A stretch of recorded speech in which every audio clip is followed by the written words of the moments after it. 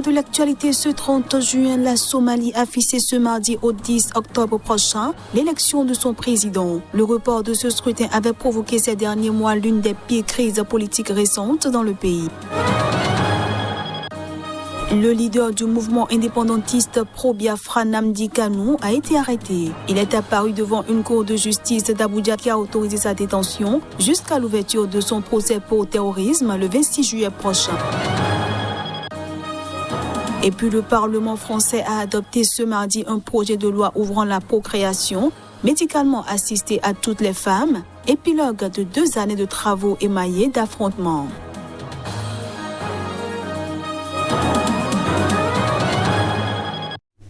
Voilà pour les titres. À toutes et à tous, bienvenue.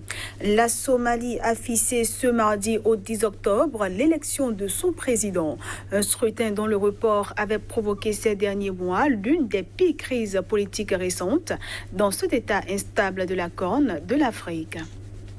À l'issue de 2 jours de négociations entre les dirigeants politiques somaliens, le bureau du Premier ministre Mohamed Hussein Roble a publié sur Twitter le calendrier détaillé de ces élections indirectes très attendues dans le pays.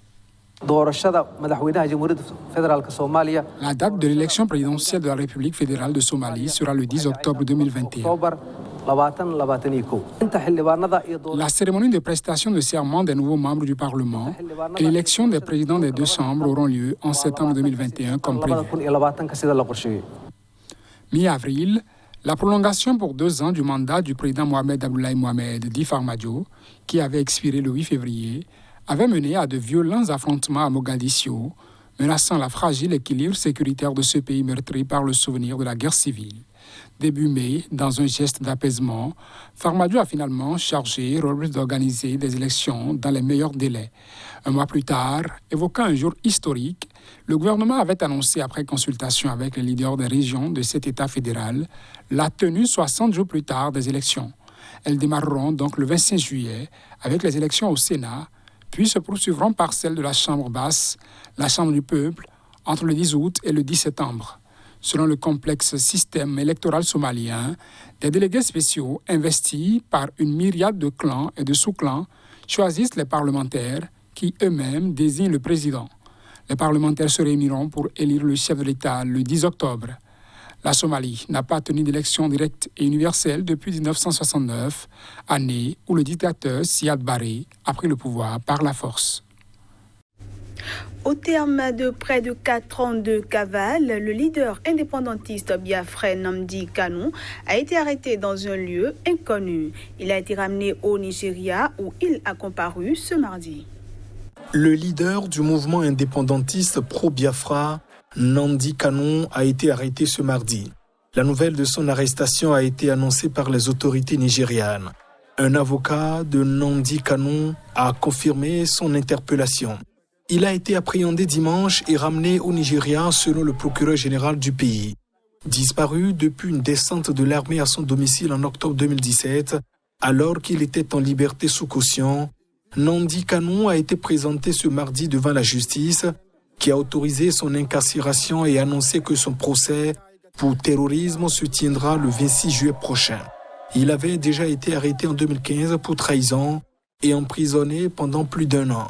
Nnamdi Kanu avait ensuite profité d'une remise en liberté sous caution pour disparaître juste après le raid de sa maison par les forces de sécurité. Il était ensuite réapparu 12 mois plus tard à Jérusalem, puis en 2019 en Grande-Bretagne, tout en restant toujours très actif sur Twitter et sur sa radio en ligne. « J'ai fui le Nigeria pour sauver ma vie », a-t-il déclaré ce mardi devant la cour de justice d'Abuja, qu'il a entendu en l'absence de son avocat. Le procureur général a rappelé ce mardi qu'il est accusé d'avoir encouragé des violences, notamment dans le sud-est du Nigeria, entraînant la destruction de bâtiments civils et militaires et de symboles de l'État. Le Balai citoyen mouvement de la société civile du Burkina Faso a déposé plainte ce mardi contre le gouvernement pour non-assistance à personne en danger.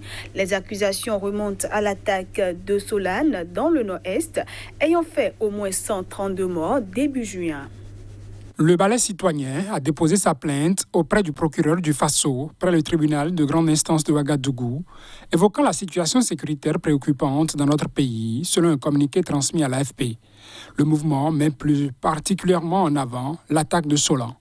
Dans la nuit du 4 au 5 juin, des hommes armés, dont des jeunes âgés de 12 à 14 ans, selon les autorités, ont attaqué ce village du nord-est, tuant au moins 132 personnes, selon le gouvernement, 160 selon des sources locales.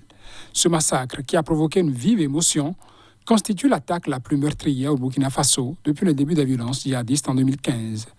La non-intervention du détachement militaire basé à Seba, 15 km de Solan, et la durée de l'attaque, qui a été d'environ 4 heures de temps, ont poussé le balai citoyen à formuler cette plainte, a affirmé le mouvement, en pointe lors de l'insurrection populaire qui entraîna la chute de l'ex-président Blaise Compaoré en octobre 2014, après 27 ans de pouvoir. Ce massacre constitue le symbole de l'incapacité notoire, voire de l'insouciance du gouvernement à protéger la population contre le péril terroriste, selon le balai citoyen, qui estime que le pouvoir du président Roch-Marc Christian Kaboré a consciemment fait le choix d'abandonner la population à leur triste sort. Face à cette trahison d'un gouvernement insouciant aux appels au secours de populations en détresse qu'il a l'obligation de protéger en tout temps et en tout lieu, le balai citoyen a demandé à la justice d'en tirer toutes les conséquences de droit. Le Burkina Faso est confronté depuis 2015 à des attaques de plus en plus fréquentes et meurtrières de groupes djihadistes. Ces attaques ont fait environ 1500 morts et contraint près de 1,5 million de personnes à fuir leur foyer. Ce journal se poursuit. L'ancien président sud-africain Jacob Zuma est condamné à 15 mois de prison pour outrage à la justice, et ce, après de multiples tentatives et stratagèmes pour éviter de témoigner dans le cadre d'enquêtes pour corruption d'État. Zuma, qui avait affirmé n'avoir aucune crainte d'être arrêté, condamné ou incarcéré, a désormais 5 jours pour se rendre. La juge de la Cour constitutionnelle sud-africaine nous en dit un peu plus sur cette condamnation. Il est déclaré que Jacob Zuma est coupable du crime d'outrage à la Cour pour ne pas avoir respecté une ordonnance rendue par cette Cour et le secrétaire de la commission d'enquête judiciaire sur les allégations de captation de l'État, de corruption et de fraude dans le secteur public.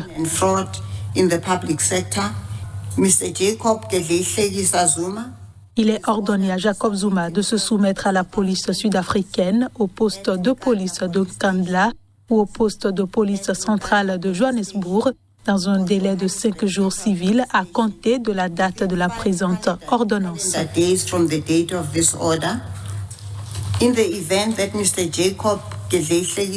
Dans le cas où Jacob Zuma ne se soumet pas au service de police sud-africain, comme l'exige le paragraphe 5, le ministre de la Police et le commissaire national du service de police sud-africain doivent, dans les 3 jours civils suivant l'expiration de la période stipulée au paragraphe 5, prendre toutes les mesures nécessaires et prévisibles en droit pour s'assurer que Jacob Zuma soit remis à un centre correctionnel.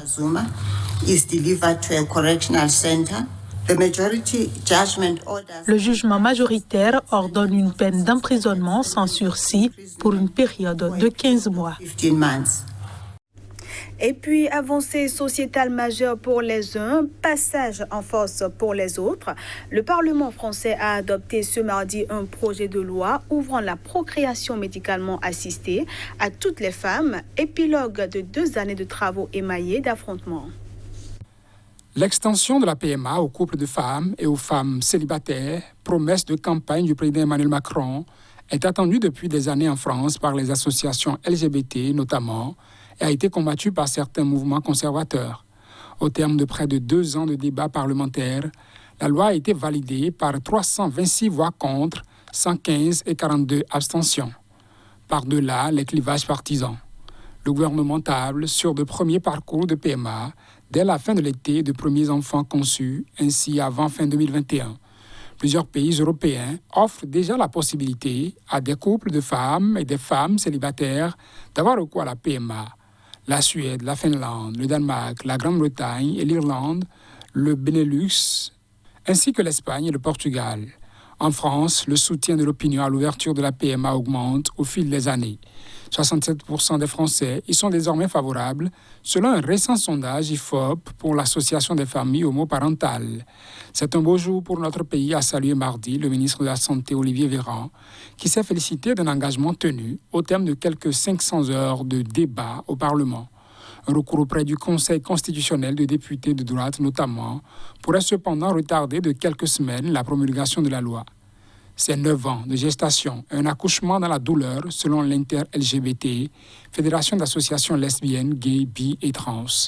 Évoquée par l'ex-président François Hollande, puis promise par Emmanuel Macron, la première et probablement seule grande réforme de société du quinquennat en cours, après du retard notamment en raison de la crise de Covid-19, faisant perdre des chances de grossesse à certaines, déplorent ces associations.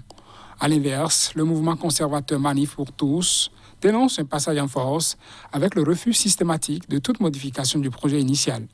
Avec d'autres associations et le soutien de l'épiscopat catholique, le mouvement a mobilisé au fil des mois des dizaines de milliers de personnes contre la PMA sans père. Fin de cette édition. Merci à tous de l'avoir suivi.